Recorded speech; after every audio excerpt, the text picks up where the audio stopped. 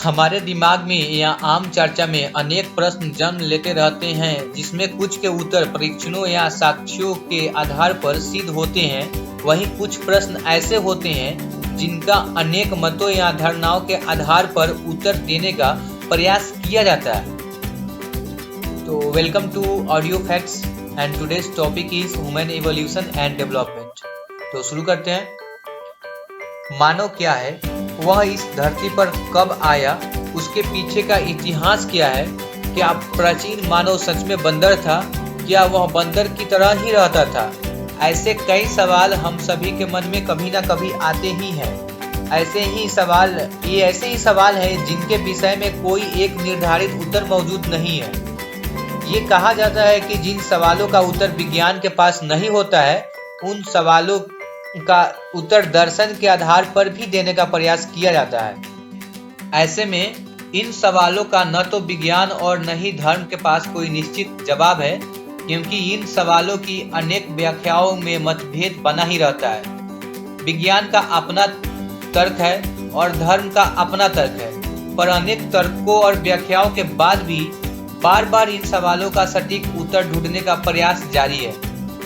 ऐसे ही कुछ सवालों से संबंधित वैज्ञानिकों और धर्मों के तर्क और व्याख्याओं को जानेंगे। हम पहले ही स्पष्ट कर दें कि हम यहाँ वैज्ञानिक दृष्टिकोण या दार्शनिक दृष्टिकोण जो अब तक प्रचलित हैं, उनको आपके सामने रखना चाहते हैं। हमारा मकसद किसी दृष्टिकोण को सही बताना या किसी को गलत बताना नहीं है। इवोल्यूशन क्या है? जैविक आबादी यानी कि बायोलॉजिकल पॉपुलेशन के अनुवांशिक लक्षण, हेरिडेटरी कैरेक्टर्स के पीढ़ी दर पीढ़ी कुछ न कुछ परिवर्तन आते ही रहते हैं। पीढ़ी दर पीढ़ी होने वाले इन परिवर्तनों को क्रम विकास या क्रम उन्नति यानी कि इवोल्यूशन कहते हैं। धरती पर जीवन की उत्पत्ति कब हुई?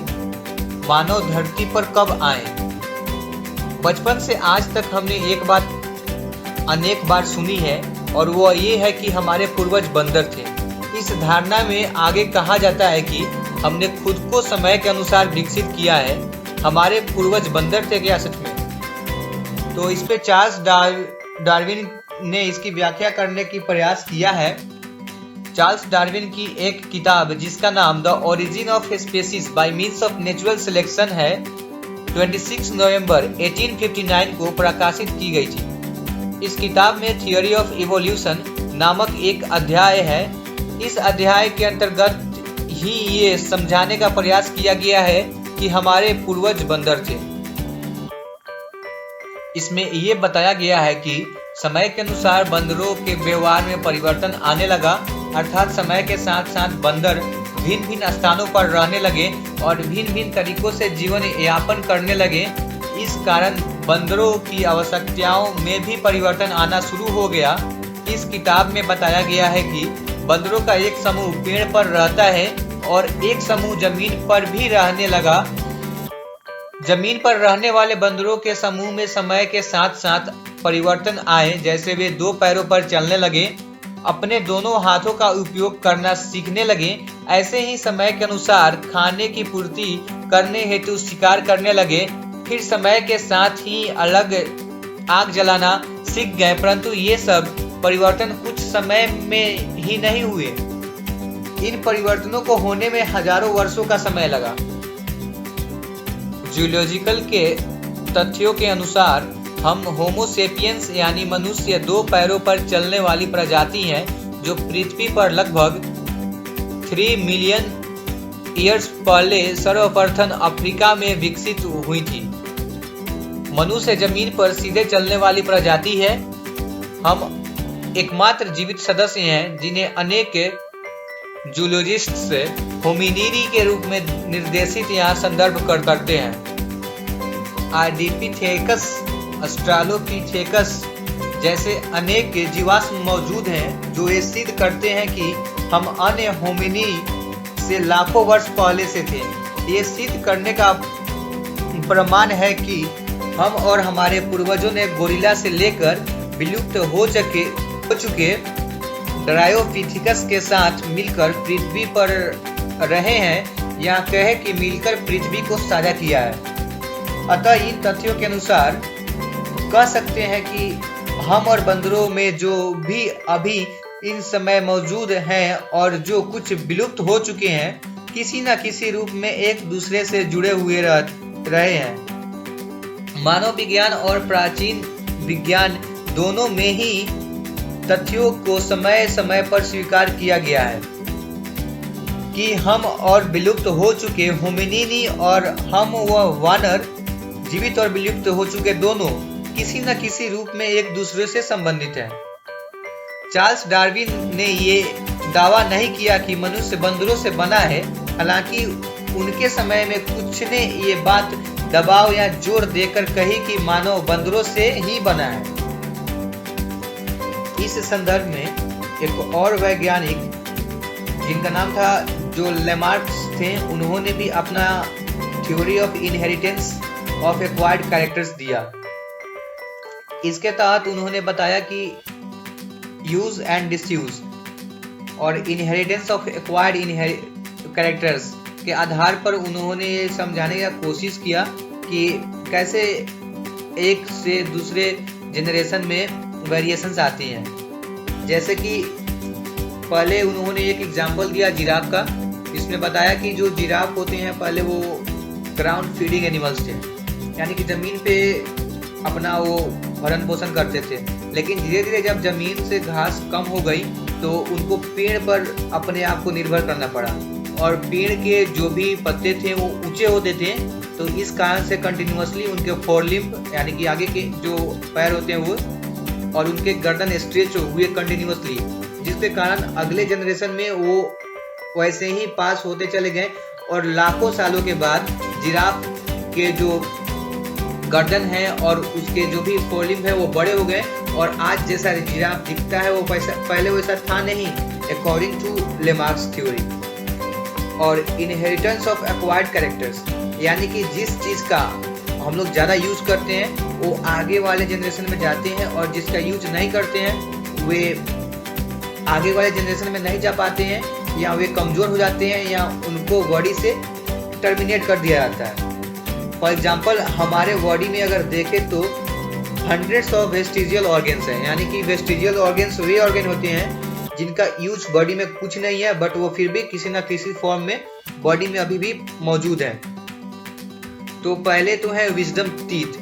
विजडम टीथ जो है बॉडी के किसी काम के नहीं आता है, चबाने में भी बहुत कम ही उसका यूज हो पाता है। जो मोरल्स हैं और प्री मोलर्स हैं उनसे ही पूरा काम चल जाता है, बट वो ऐसे ही है, और इसका हमारे एंसेस्टर्स में कुछ यूज रहा होगा तभी ये हमारे पास आया है, और इसका यूज बहुत काफ़ी सालों से नहीं हो रहा है, इसीलिए हमारे शरीर में भी नहीं हो रहा होगा। और बात कर लें अपेंडिक्स की, तो अपेंडिक्स लार्ज इंटेस्टाइन में मौजूद है और इसका भी कोई यूज नहीं है बॉडी में, ह्यूमन बॉडी में कोई यूज नहीं है।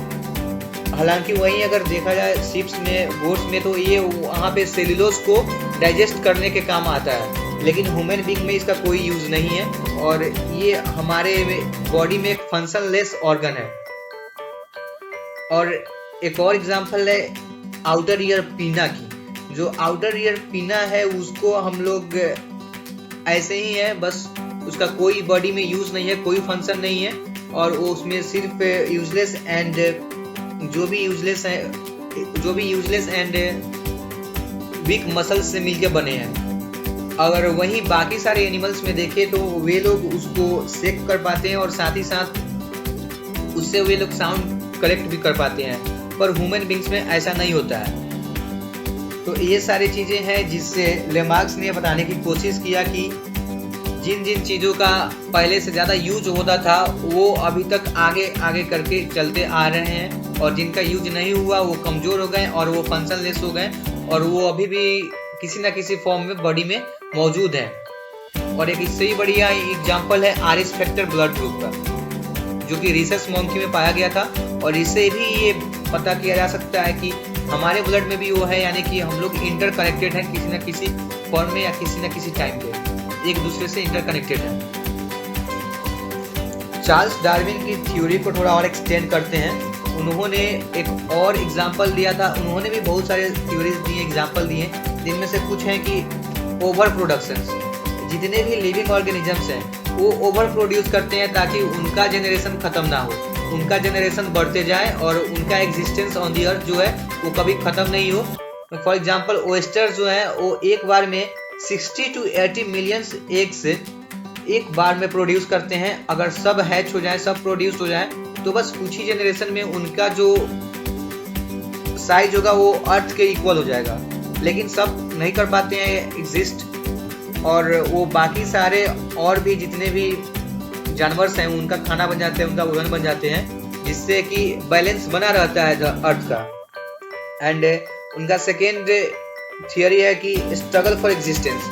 जितने भी ऑर्गेनिजम्स हैं वो अपने एग्जिस्टेंस के लिए स्ट्रगल करते हैं। जैसे कि फॉर एग्जांपल खाने के लिए, भोजन के लिए, कपड़े के लिए, नीड के लिए, शेल्टर के लिए, सब एक दूसरे से स्ट्रगल में लगे हुए हैं अपने एग्जिस्टेंस के लिए, अपने जनरेशन को आगे जनरेशन और जनरेशन फर्दर बढ़ाने के लिए। तो उसमें एक बहुत अच्छा एग्जांपल है कि जैसे कि लायन है, वो दूसरे जानवरों पे अपने एग्जिस्टेंस के लिए डिपेंडेबल है, उनको मार के खाता है, और जो दूसरे जानवर है वो किसी और पे डिपेंडेंट हैं, या फिर हर्बीवोरस हैं तो पेड़ पौधों पे डिपेंडेबल हैं। तो ऐसे स्ट्रगल चलते रहता है। और इसमें डायनासोर का हम ले सकते हैं, क्योंकि डायनासोर जो है वो अब एग्जिस्ट हो चुके हैं, उनका विलुप्त हो चुका है, और वे अपने आप को अकॉर्डिंग टू अर्थ नहीं कर पाए थे, या अर्थ अपने आप को अकॉर्डिंग टू डायनासोर नहीं कर पाए थे। उनका ओवर पॉपुलेशन हो गया था और फिर उनके बीच स्ट्रगल फॉर एग्जिस्टेंस हुआ और एक दूसरे को मार के खा गए। या ये भी कहा जाता है कि बहुत कुछ पृथ्वी में ऐसा एटमॉस्फेरिक चेंज हुआ जिससे वे खत्म हो गए। और वेरिएशंस जो है इनका ही एक और थ्योरी है। इसके तहत ये बताने की कोशिश किया है कि जो भी generation after generation, new generation, जो भी एक जनरेशन के बाद दूसरी जनरेशन आती है उसमें थोड़ा बहुत वेरिएशंस होता है, और उसी वेरिएशंस में जो अच्छा वेरिएशन होता है वो पास होते चला जाता है, और इससे एक दूसरे से हर एक इंसान वेरी करता है। एंड इनका एक और थ्योरी है जिसको बोलते हैं सर्वाइवल ऑफ द फिटेस्ट।